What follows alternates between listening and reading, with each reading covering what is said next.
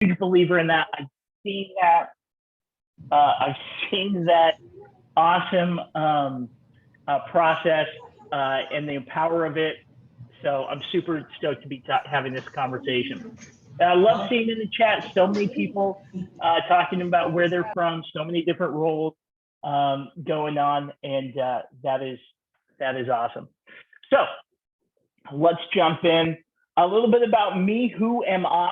My name is Scott Jonard. Those are my two of my three kids. Apparently, I don't love my son as much as I love my daughters, or maybe this is just a really old picture. It is. But those are two of my girls there. I also have a son. They're now 11, 10, and 8, to tell you how old that picture is. But I started out my career in education as a special education teacher. I was a high school special education teacher for about 7 years. Went on to become a technology coordinator at an awesome school district down to outside of Sacramento. So nice big school district, about 30,000 students there. Did that for a few years, went on to become a middle school principal. Was a middle school principal all through COVID and all that jazz, which we'll be talking about the importance of what it meant to have that long-term technology plan in that role, and the incredible support and impact we were able to make during that time for us. Then I was a director of technology in California, and as of about 3 months ago, I joined the team over at Trafera. I was a Trafera customer before, both when I was a principal and as a director. Just absolutely loved the support I got from Trafera, and they convinced me to join this awesome team and to talk about something I love talking about, incredibly passionate about the topic of educational technology, because I've seen the incredible impact it can have with our students. Today, we really want to talk about, and we're continuing this journey, maybe you were here last month, where we were talking about making technology stick. It's that thing of, you want to know that it will stick and serve beyond you. I'll tell you, one of the things I'm incredibly proud of in my work, we did a very comprehensive plan where I was principal, and I was kind of principal and director of technology. It was a small charter school where I was at, and we implemented a really amazing one-to-one take-home program pre-COVID, and we really were intentional about that planning. And I'm incredibly proud to say that despite me leaving a couple of years ago, and the person who replaced me not really having a ton of technology expertise, although she's absolutely amazing as an educational leader, they have continued, and they're still having amazing success because we spent the time and we're really intentional about that initial planning, and we created that sticky environment. And through this presentation, we're going to be asking some clarifying questions that I think are incredibly valuable in that process when it comes to creating a really high quality technology plan that's actually realistic, actually manageable. I'm sure if you're like I was, there's plenty of those technology plans that either you walk into or maybe you've developed yourself that you spend tons of time, maybe you get key stakeholder input and you put together, and then it just kind of sits on the shelf somewhere, comes out every once in a while, and everybody kind of looks at it. Or maybe you had a plan that you were implementing pre-COVID, and then COVID happened and it just kind of blew everything out of the water. So it's a really good chance to kind of reflect upon the processes that you use in your plan. Let's jump into it. The first key question that I feel like you need to assess, and you need to look at this in an honest way, is your technology making the instructional impact you need it to? Now, that could look different based upon your environment, based upon your needs, based upon your interests, your proclivity, but you have to be able to assess that. Is it making the impact it should? And, you know, it's incredible to kind of see. I've spent many years working in the educational technology realm doing research. And as far back as 1984, They did a massive review of the state of K-12 in the United States. And the key assessment from that was that technology is a critical skill that needs to be taught intensively in the K-12 program so that students graduate high school with a high level of proficiency in coding and technical expertise. I don't know about your experience, but it certainly wasn't mine that I had that in school. And it hasn't been that until very recently. I think that COVID kind of thrust us into this situation where everybody has all this technology out there, but is it really making the impact that you need it to? The next question that I think is absolutely critical to that first one, and as far as implementing it, is do you have a long-term 3 to 5 year realistic technology plan in place? That's what we're going to be talking about today. I think it's incredibly important to have that. We're going to be going over the key steps in developing your plan. And I'm also going to talk about a new service product that we're talking about offering that I'm incredibly excited to introduce and discuss as well today.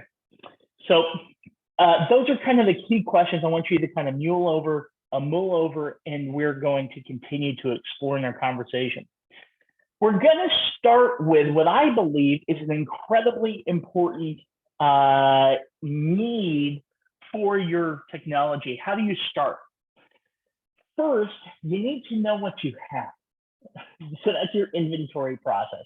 We go from inventory to warranty repair. How are you going to get things done? How are you going to fix the things that are happening? 10 to 15% of your Chromebooks and devices are going to need some sort of repair every year. How are you going to deal with that process? And then what's your roadmap? What's your obsolescence cycle? How are you going to support? What technologies do you want to invest in the future? So you want to start kind of there. So let's take a more granular look at what we're looking at. So with your inventory, do you have a system in place? How often do you check the data? Are you getting the data that you need? I can tell you from experience what many districts did, ours included, when we went one-to-one is we just put in our Chromebooks into our inventory tracking system, just like a textbook. So we had our textbook tracking system, we logged in, and that's what we used. And it worked fairly well, but is it scalable and are you getting the information that you need? One of the things we found is while it worked, it was actually kind of difficult to keep it accurate to who it was assigned to, who was actually using the Chromebook, what's out for repair, what's coming back. Did we get the right Chromebook to the right student every time? And all of those different elements that came in. Do we have something that's tracking not only our Chromebooks, but our teacher laptops, our Promethean boards, our whatever else that we might have in the classroom? Do we have a comprehensive solution to that? Do we have confirmation data?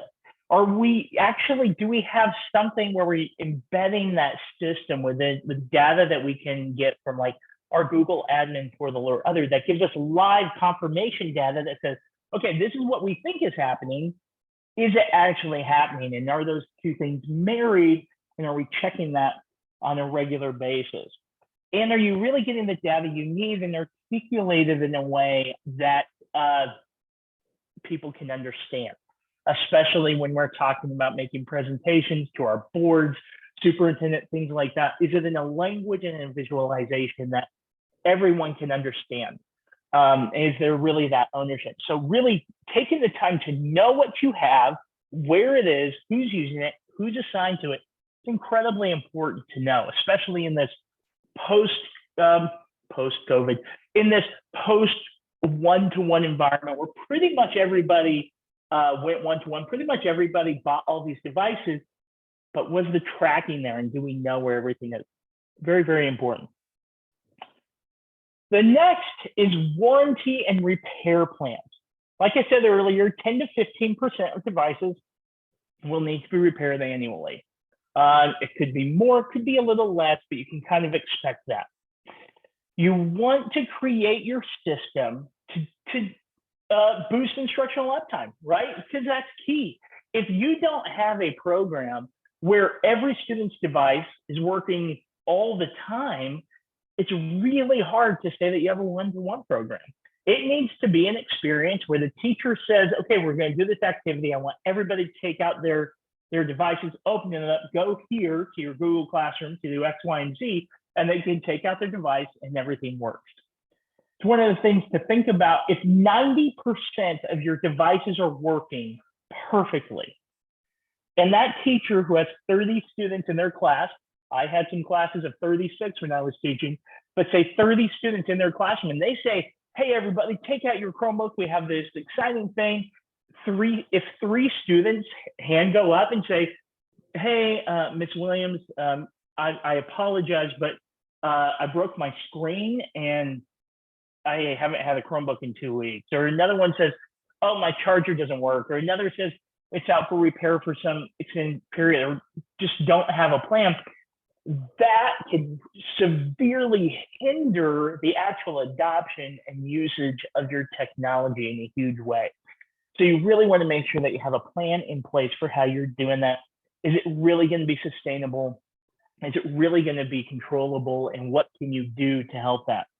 I can give you another example with a customer I was talking to recently where they have a really excellent, comprehensive, this is the district that I've worked for. They have about 35,000 students. They have an awesome, incredible tech team. They do incredible work on repairs and everything else like that, but it's all in a centralized location at their district office. So they have 73 campuses. All those repairs are coming into a central location. Then they have to coordinate from that central location, make sure this device goes to this school, this device goes to that school.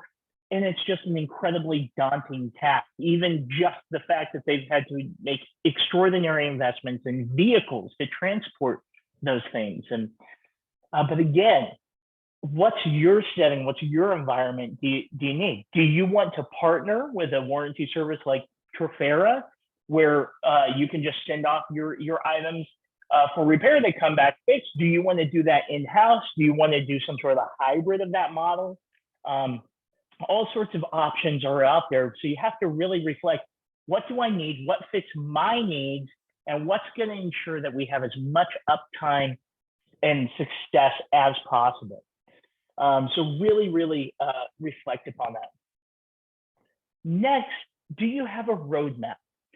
And some of those critical things that you want on your roadmap are like, what's your timeline? We all know technology doesn't last forever. And sometimes technology doesn't match, how long technology doesn't necessarily match your perfect cycle of replacement. When I was at the middle school, we had 6th, 7th, and 8th grade. We gave each incoming 6th grader a brand new Chromebook. At 8th grade, they had the opportunity to buy their Chromebook and go off with it. That worked for us, a 3-year obsolescence cycle. All of our Chromebooks were at a high level. They worked really well. But that's kind of the question, is how do you want to do that?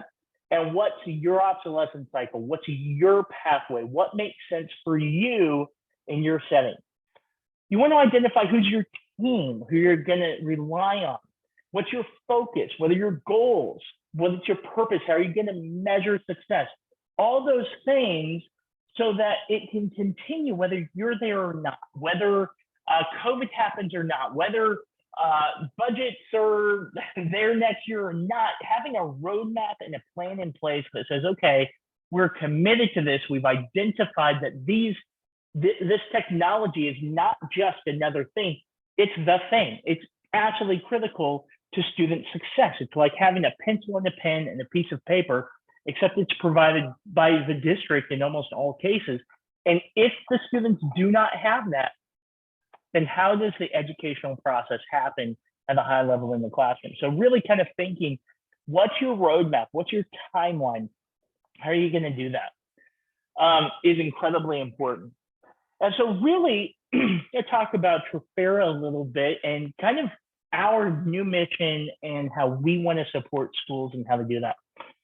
We really have the mission at Trafera where we want to enhance the integration and effectiveness of classroom technology. And that's why we offer things like this, just kind of getting a chance to kind of talk to people, ask questions, connect, to kind of get an idea and kind of stand on the shoulders of giants, as I like to say, not of us, but of you and the incredible work that you guys are doing. And one of the best things about this job is to be able to network and talk to these incredible people who are doing amazing things at schools. And we want to really help facilitate that process. We do that through a number of different ways to really kind of help. And we really want to be an asset to you. But I want to get back and kind of continue to talk about how we can partner on the integration and how we can really engage in those long-term planning. You really want to, when you have kind of your core knowledge, you know, what do you have? Where do you want to go? Where are you? Where do you want to go? Then you want to kind of think, how am I going to increase that integration, that effectiveness, and move forward? And that's where you kind of want to, what's your complete classroom technology structure? We'll go over that in a little bit. What's your replacement cycle? Like I mentioned, some of the key details around that. And then professional development is incredibly, incredibly important. You know, a hammer in my hand and a hammer in my father-in-law's hand, who spent 30 years in construction, is incredibly different. Not because the tool's the same. The hammer's the same in my hand or his hand, but the product and the outcome is completely different because of his knowledge and expertise of how to leverage and use that tool. And really that comes down to our professional development. So let's talk about that a little bit. A complete classroom solution. We all know that it's not just about the Chromebooks in the student's hands. What else is going on? We have interactive displays, we have audio solutions, classroom tools, you have teacher and admin devices, you have student devices, charging solutions. The idea is, how can we really partner to ensure that there's meaningful integrated technology in a classroom? That you have everything you need and you don't have 50,000 people that you're working with to get everything you need. That you really kind of have a partnership that can really move forward in a really meaningful way. And so we want to partner with you guys. We want to offer a solution to really what you need. So we really kind of say, hey, everything that a teacher touches or a student touches, we want to provide to make that process and that partnership as valuable as possible. We talked about that replacement cycle, and this is a really, really difficult conversation, especially with boards. I don't know if you guys have had that experience, but I have. I think sometimes boards have the expectation, hey, we spent $1 million 2 years ago. Why are you asking for another $1 million? Well, because we need it, because things don't last forever. And we know that. So how are you going to maintain your cycle? How are you going to maintain your devices? Do you have a budget? Are you doing an large scale replacement? What are you going to do? And I can tell you what I did as a principal and as a director. I wanted to have something very consistent. This is pre-COVID when we did our one-to-one initiative. We did the initial investment. It was a heavy investment. We didn't have ESSER funds. We didn't have ECF funds. We just prioritized it in our budget and we bought everybody Chromebooks. Then we implemented a plan where every sixth grader got a Chromebook, every eighth grader purchased their Chromebook. And it was incredibly powerful and it was awesome. We just put a line item in our budget, made it part of our LCAP. We prioritized that. Every year we knew how much we were spending. When COVID happened, there was no disruption to our budget as far as technology needed because we already had anything. Kind of like a visual, if you look at that orange line, we knew what we were spending, we kept going. There's another option, and this option does work for some people. It doesn't work. It didn't work for me as a principal. It didn't work for me as a director of technology, but it's kind of like every 4 years, I did this model based on $1 million. Let's say you spend $1 million on getting your students technology. Do I want to spend $1 million every 4 years, plus a little bit for maintenance and all those things? Or do I want to have $250,000 in the budget line item marked out? I know what I'm going to spend. I've got a partner that I know is going to come in with me. I know all my devices are working. They have warranty, all that. To be honest with you, that's what I think is the most successful model. That's what I did, and we love it. But some people are in that cycle where they are going to have those devices. So it's not wrong or right, but you have to have the conversation. You have to think about it. You have to have it in the plan. You have to involve your CBO, your board, your superintendent, everybody, so that they're clear. Hey, it's 2022. We bought these devices in 2020, and yeah, we have a bunch of devices right now. We've got more devices than we have students right now. But just so you know, in 2024, we need new devices. So again, having that conversation and just kind of saying, hey, are we going to have $1 million in 2024? Or can we find 250,000 now and just put in your line item?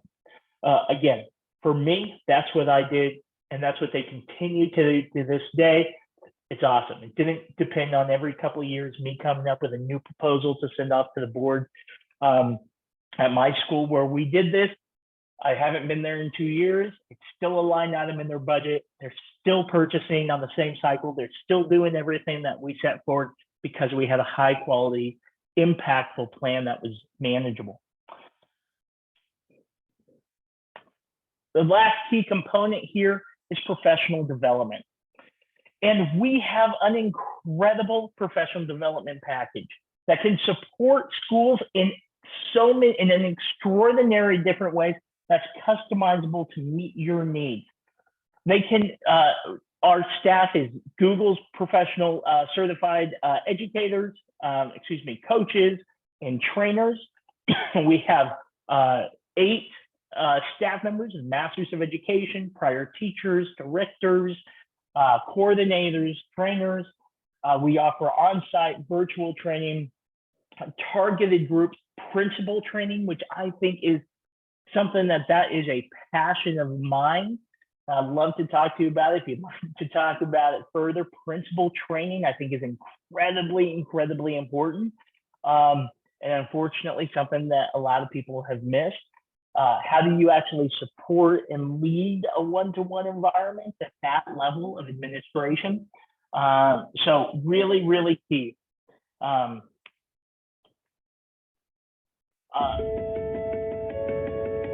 Hey, everybody. Got a video here with our with an awesome leader in our professional development department, Josh Ratliff.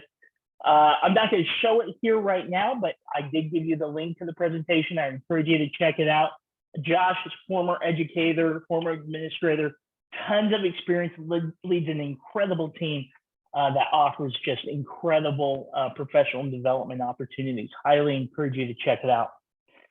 And now something new that we are just starting to introduce, and something I'm incredibly passionate and really interested in supporting you with, and that's called the Trifera Tech Toolkit.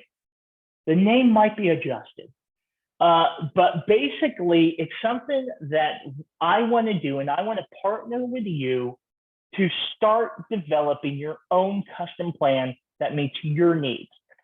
At this time, if you're interested, I would love to meet with you, myself, have a conversation on how we can partner in helping you create a plan that meets your needs, not our needs, but your needs moving forward.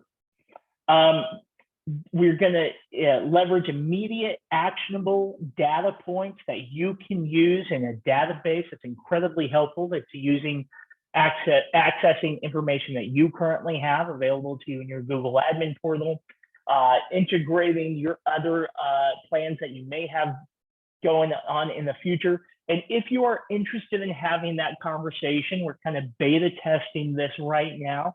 I would love to have that conversation with you. At the end, when you fill out your survey, there's going to be a little question about, do you want to have a conversation with me, and do you want to participate in our Trafera Toolkit beta program and have a conversation? And it's a free item right now, no cost to you, to just kind of sit down and really have a conversation, plan out, and it's something I would absolutely love to do with anyone that's interested.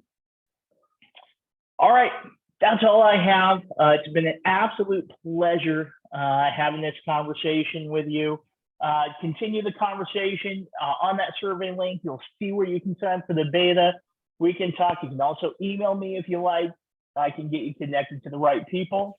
And super, super appreciate all of your time. Looks like we have the survey up. Awesome. So yeah, just fill that out. Make sure you fill out the survey to get your free copy. And that is so appreciated.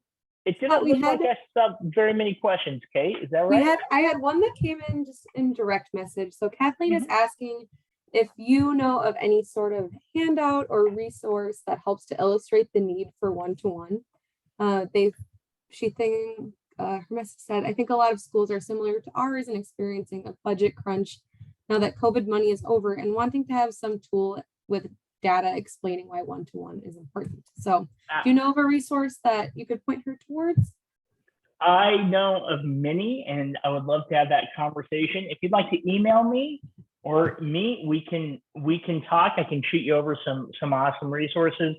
And I think the information is pretty clear, and there's tons of things that go back to the early 80s talking about how incredibly important it is and the impact for our students. So yeah, I would love to direct you to that. Great. Kathleen, you should just indicate if when you do your exit survey, there's a question. The last question is if you want to have time with Scott. So if you're interested in just sitting down with him to chat through tools like that, you can just indicate it right on the survey. Great. Yeah, that is the only question that I saw come through. If anyone has anything else, feel free to email Scott. His email address is scott.jonard@trafera.com.